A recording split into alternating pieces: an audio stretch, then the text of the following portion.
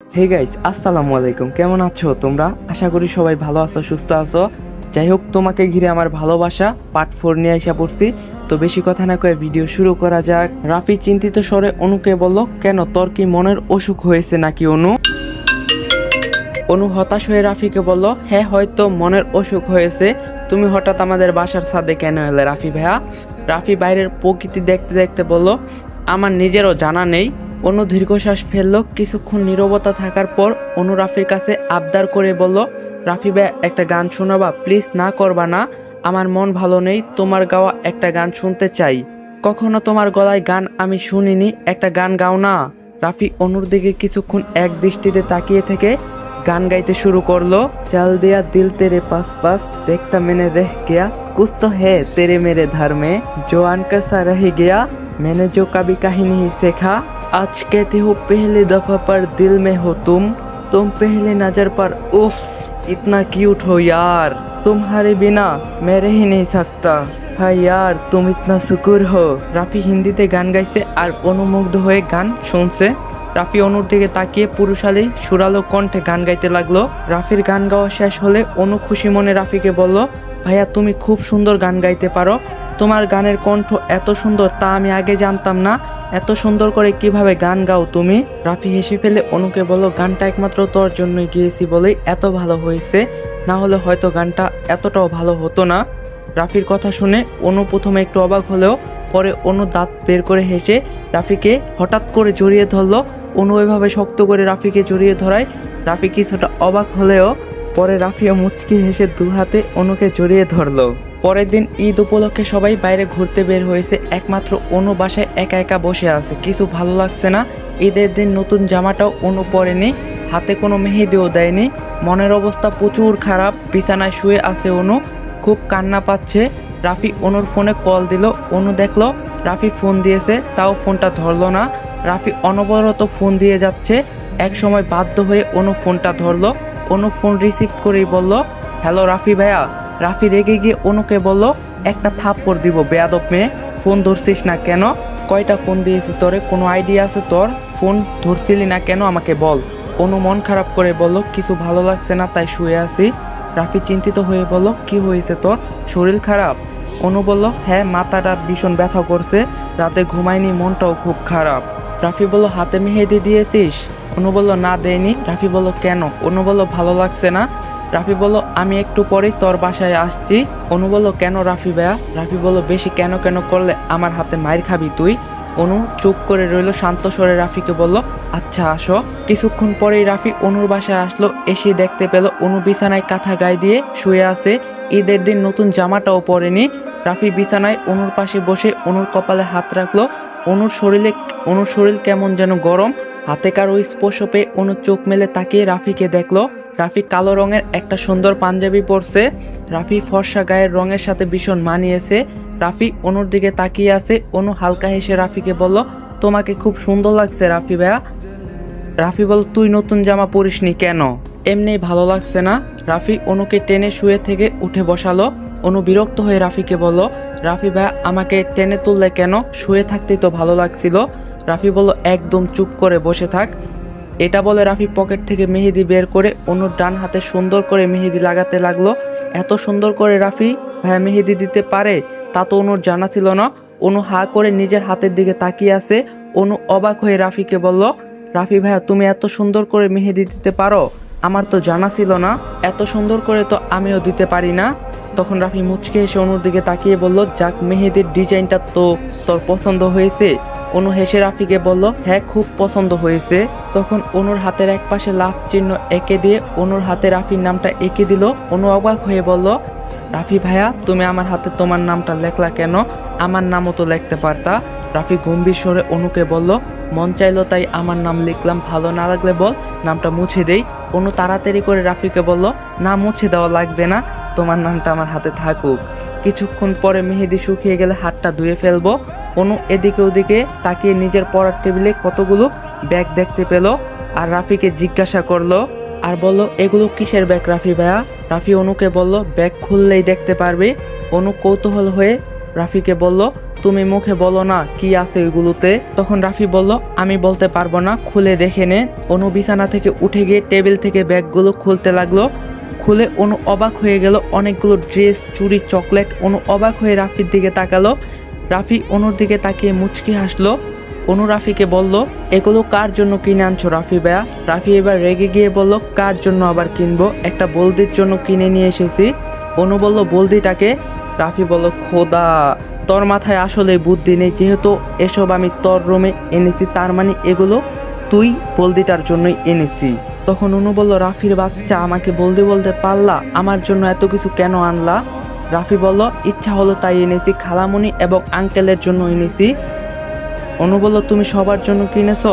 রাফি বলল হ্যাঁ। তো? অনু বলল কিছু না, এত কিছু না কিনলেও পারতে। রাফি বলল কিছুক্ষণ পর লাল রঙের ড্রেসটা পরে বাইরে আয়, আমি তোর জন্য ওয়েট করব, আজ ঘুরতে যাব। অনু অবাক হয়ে বলল আমিও সাথে যাব? রাফি বলল হ্যাঁ তুইও সাথে যাবি। অনু রাফিকে জিজ্ঞাসা করলো আর কেউ যাবে না? রাফি বলল না। অনু বলল ও, আর কেউ যাবে না কেন? রাফি মনে মনে বলল খোদা আমাকে কন্ট্রোল করাও। রাফি বলল চুপ করে রেডি হয়ে আমার সাথে চল। রাফি এই কথা বলে রুম থেকে বের হয়ে চলে গেল। অনু রাফির যাওয়ার দিকে তাকিয়ে রইল। অনুর হাতের মেহেদি শুকিয়ে এসেছে। হাত মুখ ধুয়ে ফ্রেশ হয়ে এসে অনু রাফির দেওয়া লাল রঙের থ্রি পিসটা পরে নিল। হাতে লাল রঙের চুড়ি, কপালে কালো টিপ, চোখে কাজল, ঠোঁটে লাল লিপস্টিক পরে তৈরি হয়ে অনু ড্রয়িং রুমে আসলো। অনুর সুন্দর সাজ দেখে রাফি কিছুক্ষণ এক দৃষ্টিতে তাকিয়ে নিয়ে চোখ সরিয়ে বলল এবার চল। অনুর মা তখন এসে রাফিকে বলল রাফি অনুকে নিয়ে কোথায় যাচ্ছ? রাফি অনুর মাকে বলল অনুর মন খারাপ, তাই অনুকে নিয়ে ঘুরতে যাচ্ছি খালামণি। অনুর মা রাফিকে বলল আচ্ছা নিয়ে যাও। অনু রাফির সাথে একটা সুন্দর পার্কে ঘুরতে গেল। পার্কের পরিবেশটাও খুব সুন্দর, চারোদিকে কত ফুলের বাগান। রাফি অনুর হাত ধরে হাঁটছে। অনু রাফির দিকে তাকিয়ে বলল জায়গাটা খুব সুন্দর রাফি ভাইয়া। রাফি গম্ভীর স্বরে বলল তোর কাছে একটা অনুরোধ করব, রাখবি? অনু বলল কি বলো? তখন রাফি বলল তোর আল্লাহর দোহাই লাগে, আমাকে ভাইয়া না ডেকে শুধু রাফি বলে ডাকবি, প্লিজ, না করবি না। অনু অবাক হয়ে বলল এটা তুমি কি বলছো রাফি ভাইয়া? তোমাকে রাফি বললে খালামণি আঙ্কেল কি ভাববে, আর আমার আম্মু আব্বুই বা কি ভাববে? রাফি বলল কিছুই ভাববে না, আর যদি কেউ তোকে কিছু বলে বাকিটা আমি দেখে নিব। তবু তুই আমাকে শুধু রাফি বলে ডাকবি, ভাইয়া বলে ডাকবি না। অনু কিছুক্ষণ চুপ করে থেকে বলল আচ্ছা ঠিক আছে, তোমাকে রাফি বলেই ডাকবো। রাফি খুশি হয়ে অনুকে বলল তাহলে এখন ডাক। অনু বলল এখন? রাফি বলল এখন। অনুর একটু অস্থির লাগছে, তবু অনু রাফির দিকে তাকিয়ে বলল রাফি। রাফি বলল শুধু রাফি বলবি, আর কিছু তো বল। অনু বলল চলো রাফি, সামনে ওই দিকটায় যাই। রাফি বলল হ্যাঁ চল। এক সময় হাঁটতে হাঁটতে অনু রাফিকে ক্লান্ত সুরে বলল আমার পায়ে ব্যথা করছে, কি করব রাফি? রাফি অনুর দিকে তাকিয়ে মুচকি হেসে বলল কিছু তো একটা করা যায়। রাফি অনুকে কোলে তুলে নিল। অনু অবাক হয়ে বলল আরে কোলে তুলছো কেন? রাফি বলল অনু আই লাভ ইউ। অনু অবাক হয়ে রাফির দিকে তাকিয়ে বলল কি বলছো তুমি? রাফি বলল হ্যাঁ ঠিকই বলছি, আমাকে তুই ভালোবাসিস না? অনু চুপ করে আছে। রাফি অনুকে কোলে করে অনেকক্ষণ হেঁটে একটা বেঞ্চে বসালো। রাফি দেখছে অনু মাথা নিচু করে মন খারাপ করে বসে আছে। রাফি অনুকে আবারও জিজ্ঞাসা করলো। তখন রাফি বলল কি হলো, কিছু বলছিস না কেন? অনু বলল ভালোবাসা কেমন হয় আমি জানি না রাফি, তাই তোমাকে আমি ভালোবাসি কিনা আমি জানি না, কিন্তু হ্যাঁ যখন আমি তোমার সাথে থাকি আমার খুব ভালো লাগে। তোমার কথা প্রতিদিন আমার মনে পড়ে, তোমাকে মিস করতে থাকি। তোমাকে দু চোখ ভরে না দেখলে আমার মনে শান্তি লাগে না। এটা কি ভালোবাসা রাফি? রাফি মুচকি হেসে অনুর মাথায় হাত বুলিয়ে দিয়ে বলল আমি তোকে মুখে কিছু বলবো না, একদিন তুই উপলব্ধি করতে পারবি আমাকে ভালোবাসিস কিনা। আমি তোর মুখ থেকেই শুনতে চাই, যখন তুই পুরোপুরি বুঝতে পারবি। অনু মন খারাপ করে বলল আমাকে ক্ষমা করে দিও রাফি। তখন রাফি বলল তোর মনের কথা সঠিক তুই বুঝতে পারতাছিস না, একদিন হয়তো বুঝবি। অনু বলল সত্যি বলছো? রাফি বলল হ্যাঁ সত্যি বলছি, আর এই রাফি কখনো মিথ্যা বলে না। রাফি অনার্সের পরীক্ষা শেষ হয়ে গেছে। রাফির বাবা ঠিক করছে রাফিকে লেখাপড়ার জন্য বিদেশ পাঠিয়ে দিবে। রাফি তার বাবাকে নাও করেনি। কিছুদিন পর বিদেশ যাওয়ার ডেট। অনু রাফির বিদেশ যাওয়ার খবর শুনে দৌড়ে রাফির বাসায় চলে গেল। কাউকে কিছু না বলে সোজা রাফির রুমে গিয়ে ঢুকলো। রাফি বই পড়ছে। অনু ভাঙা গলায় রাফিকে বলল তুমি বিদেশ চলে যাবে রাফি? অনুর কণ্ঠ শুনে রাফি বই বন্ধ করে অনুর দিকে তাকিয়ে রাফি বলল হ্যাঁ যাবো তো, কি হয়েছে? অনু বলল, আমাকে একা করে ফেলে চলে যাবা? অনু না চাইতেই কান্না করতে লাগলো। রাফি রেগে গিয়ে অনুকে বলল, একদম কান্নাকাটি করবি না অনু, এত কান্না করার কিছু তো আমি দেখছি না, আমি আবারও দেশে ফিরে আসব। অনু বলল, কত বছর পর? রাফি বলল, 5 বছর পর। অনু অবাক হয়ে রাফিকে বলল, কি এত বছর পর? রাফি অনুকে বলল, এটা কোনো বছরই না। অনু বলল, তোমার কাছে এটা অল্প মনে হচ্ছে? রাফি বলল, হ্যাঁ। অনু নিজের চোখের পানি মুছে নিয়ে বলল, আমার কথা তোমার মনে পড়বে না? তখন রাফি অনুর দিকে তাকিয়ে কঠোর গলায় বলল, না, তোর কথা আমার মনে পড়বে না। অনু অবাক হয়ে রাফিকে বলল, তুমি এই কয়েকদিনে কত পাল্টে গেছো রাফি। রাফি গম্ভীর সুরে অনুকে বলল, পাল্টানোটাই স্বাভাবিক, আমাকে বিদেশ গিয়ে ঠিকমতো পড়াশোনা করতে হবে, তোর পেছনে সময় নষ্ট করার কোনো ইচ্ছা আমার নেই। রাফি অনুর সাথে এভাবে কথা বলছে, অনু যেন বিশ্বাসই হচ্ছে না। অনু অবিশ্বাস্য স্বরে রাফিকে বলল, তুমি আমাকে এই কথাটি বলতে পারলে রাফি? রাফি অন্যদিকে তাকিয়ে বলল, হ্যাঁ পারলাম। অনু তাচ্ছিলর হাসি দিয়ে অবাক রাফিকে বলল, বাহ, তাহলে তুমি আমাকে ভালোবাসো। এই কথাটি মিথ্যা ছিল, এখন বুঝতে পারছি। তখন রাফি অনুর দিকে তাকিয়ে জিজ্ঞাসা করলো, তুই কি আমাকে কখনো ভালোবাসছিস অনু? রাফির জিজ্ঞাসা করার কথা অনু থমকে গেল, তার মানে এই কথার উত্তর জানা নেই অনুর।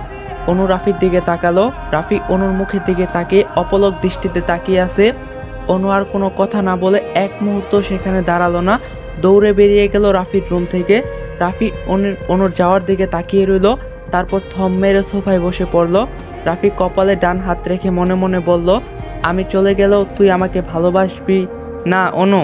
তার মানে তুই আমাকে ভালোবাসিস না? আমি শুধু তোকে বোকার মতো তোকে ভালোবেসে গেছি। একটা বার যদি বলতি আমাকে তুই ভালোবাসিস, তাহলে বিশ্বাস কর আমি কোথাও যেতাম না। কিন্তু এখন আমাকে বিদেশ যাওয়া থেকে কেউ আটকাতে পারবে না। যেখানে তুই আমাকে ভালোবাসিস না, সেখানে আমার এই দেশে থাকার কোনো দরকারই নেই। অন্যদিকে অনু রাস্তায় শুকনো মুখে হাঁটতে লাগলো। অনু নিজেকে কেমন যেন পাগল পাগল মনে হচ্ছে। কেন রাফিকে ভালোবাসি কিনা কথাটি উত্তর দিতে পারলাম না, তা অনুর জানা নেই। অনুর বুকে মাঝে চিনচিন ব্যথা করছে, এত কেন কষ্ট পাচ্ছে অনু বুঝতে পারছে না। অনু রাস্তায় হাঁটছে আর ভাবছে, আমি কি রাফিকে ভালোবাসি নাকি ভালোবাসি না? আমার মন কেন সঠিক উত্তর দিতে পারছে না। আচ্ছা, রাফি কি আমাকে সত্যি মন থেকে ভালোবাসে? তাহলে বিদেশ চলে যাচ্ছে কেন? এত রাগী মানুষটাও আমাকে ভালোবাসে তো আমি বুঝতে পারছি না। 1 মাস হলো অনুর সাথে রাফির কথা হয় না। রাফি অনুকে ফোন দেয় না। অনু রাফিকে ফোন দিতে মন চাইলে সেই মনের ইচ্ছাটা দমন করে চুপ করে বসে থাকে। মনের কোথাও যেন অভিমান লুকিয়ে আছে। অনুর মা অনুর রুমে এসে অনুকে মন খারাপ করে বসে থাকতে দেখলো। তখন অনুর মা অনুর পাশে বসে অনুকে জিজ্ঞাসা করলো, অনু তোর কি হয়েছে? অনু তার মার দিকে তাকিয়ে বলল, কিছু হয়নি আম্মু। অনুর মা বলল, তাহলে মন খারাপ করে বসে আছিস কেন? অনু বলল, এমনি, কিছু ভালো লাগছে না। তখন অনুর মা বলল, আজ দুপুরে রাফি বিদেশ চলে যাওয়ার জন্য রওনা দেবে। রাফি লন্ডন চলে যাবে, 5 বছর পর আবার দেশে ফিরবে, তার আগে নয়। অনু অবাক হয়ে তার মার কথা শুনলো। তারপর অনু বলল, কি বলছো আম্মু? তুমি আমাকে এতদিন বলোনি কেন যে রাফি ভাইয়া আজকে লন্ডন চলে যাবে? তখন অনুর মা মন খারাপ করে অনুকে বলল, আজ সকালেই তো জানতে পারলাম, না হলে তোকে আরো আগেই বলতে পারতাম। অনু বুক ভরা কষ্ট নিয়ে অনুর মাকে বলল, আম্মু ভালোই হয়েছে রাফি ভাইয়া চলে যাবে, দরকার কি দেশে থাকার? শুধু আমাকে বকা দিত, রাফি ভাইয়া চলে গেলে কেউ আমাকে বকা দিতে পারবে না। অনুর মা অনুকে বলল, তুই মুখে এই কথা বলছিস ঠিকই, কিন্তু তোর চোখে মুখে আমি কষ্টের ছাপ দেখতে পারছি অনু। অনু নিজের চোখের জল মুছে নিয়ে বলল, উফ আম্মু, তুমিও না কি যে বলো, আমার আর কষ্ট, আমাকে অন্তত রাফি ভাইয়ের জন্য কষ্ট মানায় না। অনুর মা অনুর মুখের দিকে তাকিয়ে চুপ করে বসে রইল। অনুর মার দিকে তাকিয়ে হাসির ভান করে হাসলো। রাফি ট্রলি ব্যাগ প্রয়োজনীয় জিনিসপত্র গুছাচ্ছে। অনুর কথা ভীষণ মনে পড়ছে। রাফি মনে মনে বলল, গাইস, রাত বাজে 3:26, আমার পুরো শরীরের লোম দাঁড়ায় যেতেছে গা আজকের পাটটা বানাইতে যা। আই ডোন্ট নো, আমি জানি না তোমাদের কি অবস্থা। যাই হোক, আবার শুরু করি। আমি ফোন দিলাম না দেখে তাই তুইও ফোন দিলি না অনু, এত রাগ আমার উপর। আজ আমি লন্ডন চলে যাচ্ছি, আমাকে ছাড়া হয়তো তুই ভালো থাকবি। রাফির বুকের ভিতর কষ্ট হচ্ছে। আজ রাফির কান্নাও পাচ্ছে, কারণ অনুকে ছাড়া একা বিদেশ থাকতে হবে। কান্না করতে চাইলেও রাফি কান্না আটকে নিচ্ছে। কান্না আসতে দেওয়া যাবে না। রাফি সহ তাদের পরিবার বেরিয়ে পড়লো এয়ারপোর্টে যাওয়ার উদ্দেশ্যে। ফ্লাইট 2টায়, এখন 1টা বাজে। আধা ঘন্টার মধ্যে রাফিরা এয়ারপোর্টে পৌঁছে যায়। অনেকক্ষণ হয়ে গেল। রাফি এয়ারপোর্টের একটা চেয়ারে বসে মনে মনে বলল, কখন আসবি অনু? তোকে কি একটু চোখের দেখাও দেখতে পারবো না? আমি যে তোকে একটা বার দেখতে চাই, তাড়াতাড়ি চলে আয় না, না হলে যে তোকে আমি দেখেও যেতে পারবো না। এয়ারপোর্টে যাওয়ার জন্য অনুসহ অনুর পরিবার রওনা দিচ্ছে। রাফির মা রেহানা পারভিন অনুর মা আমেনা বেগমকে ফোন দিয়ে জানিয়ে দিল যে তারা এয়ারপোর্টে পৌঁছে গেছে, তাড়াতাড়ি অনু যেন এয়ারপোর্টে এসে পড়ে। অনু একটা গাড়িতে বসে, কিন্তু রাস্তায় অনেক জ্যাম। অনেক সময় পার হওয়ার পর দেরিতে যখন অনু পৌঁছালো, তখন জানতে পারলো রাফির প্লেন উড়ে গেছে। অনুর বুক ফেটে কান্না পাচ্ছে। রাফি তার মানে চলে গেল। শেষমেশ অনু কান্না করতে করতে বলল, উফ গাইস, ভেরি স্যাড মোমেন্ট। শেষমেশ অনু কান্না করতে করতে বলল, তুমি চলে গেলে রাফি, তোমাকে একটা বার দেখতেও পারলাম না। তোমাকে আমি 5টা বছর আর চোখের দেখা দেখতে পারবো না। কেন রাফি, কেন চলে গেলে তুমি? রাফি বিদেশ চলে যাওয়ার পর অনু কেমন যেন চুপচাপ হয়ে গেছে, মেজাজ খিটখিটে হয়ে গেছে, সবার সাথে রেগে কথা বলে। অনুর বাবা বুঝতে পারছে না তার মেয়ে এমন কেন হয়ে গেল, কিন্তু অনুর মা ঠিকই বুঝতে পারছে।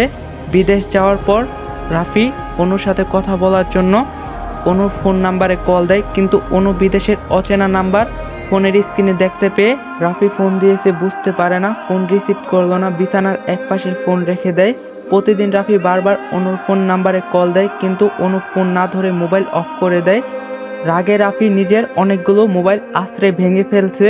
রাফি রেগে বলতে লাগলো, তুই এতটা বদলে গেলি অনু, এতটা বদলে গেলি? আমি অনবরত ফোন দিচ্ছি, তাও ফোন রিসিভ করছিস না।